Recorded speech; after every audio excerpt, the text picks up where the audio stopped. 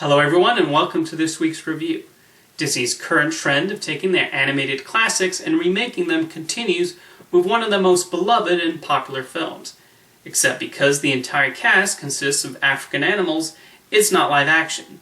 Instead, Jon Favreau has created a photorealistic computer animated movie based on the original hand-drawn film. How does this new take on the Circle of Life fare? This is the 2019 remake of The Lion King. I have to confess something, and it's that I cannot judge this film on its own terms. I was obsessed with The Lion King as a child, so it's a film I watched endlessly on videocassette, and I still frequently watch it. And why not? What Roger Allers, Rob Minkoff, and the artists and animators at Disney pulled off is extraordinary. A breathtaking and epic story with memorable characters and wonderful songs. As a result, I know it from front to back. Try as I might, it's difficult to look at the remake and not compare it to the original film, although the movie itself does not make this any easier, as it follows the hand-drawn Lion King very faithfully.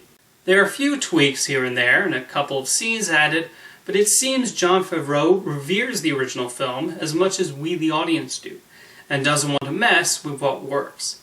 However, what has happened is instead of bringing us a unique and new experience, he has instead repackaged and regifted the original again, just with new technology and mostly different voice actors. The story structure and template is the same, most of the dialogue is exactly the same, we get the classic Elton John and Tim Rice songs again, and even entire shots have been recreated. So if the story is good, the dialogue is good, and the songs are great, what's the problem?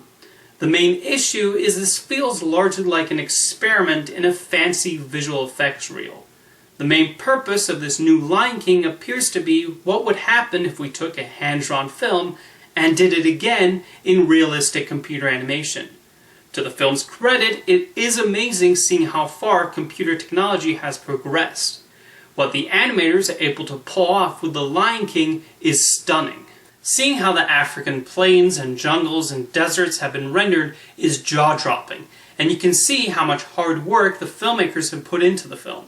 The intent with the animals was to make them as realistic as possible, and they indeed look like real animals you might see in the wild or at the zoo.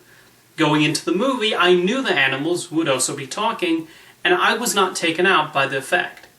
No, they're not as expressive as in the original film, which shows the unlimited power of hand-drawn animation. However, I still have to commend the animators for their work here. Like I said, you do get the songs, and they are as fantastic as they've always been. The actors do a great job of performing them, although Chiwetel Ejiofor's rendition of Be Prepared went in an unexpected direction. However, the need to make the animals move realistically does take a little bit away, especially I Just Can't Wait to Be King, which is not nearly as colorful and vibrant as in the original. The major standouts of the remake are Timon and Pumbaa, excellently voiced by Billy Eichner and Seth Rogen.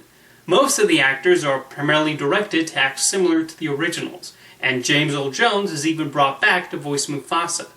Eichner and Rogen, on the other hand, are given a little more freedom to put their own spin on our favorite meerkat and warthog duo. Timon is one of my favorite Disney characters, and one that's very important to me. That Eichner ends up stealing the show makes me so happy, and I loved how he portrayed him. But even with the things I'm praising about the remake, it just cannot escape that I've seen this same movie hundreds of times before. Why not take the Lion King concept and this technology and take us in a different direction? Julie Taymor accomplished that brilliantly when she was given the task of translating the Lion King to the Broadway stage. That felt like a whole new experience and did a wonderful job of expanding the story. This version is just what we've already seen before and reskinned. But again, maybe I'm at the disadvantage of having seen the original so many times. For a younger audience, or for someone who's never seen the 1994 film, this is probably fine. It's not a bad movie at all. It just struck me as a very expensive tech demo, and while I will continue to watch the original Lion King many times in the future, I don't know if I'll ever watch the remake again. But I'd love to know your thoughts on the remake. Thank you for watching this week's review, and I'll see you next time.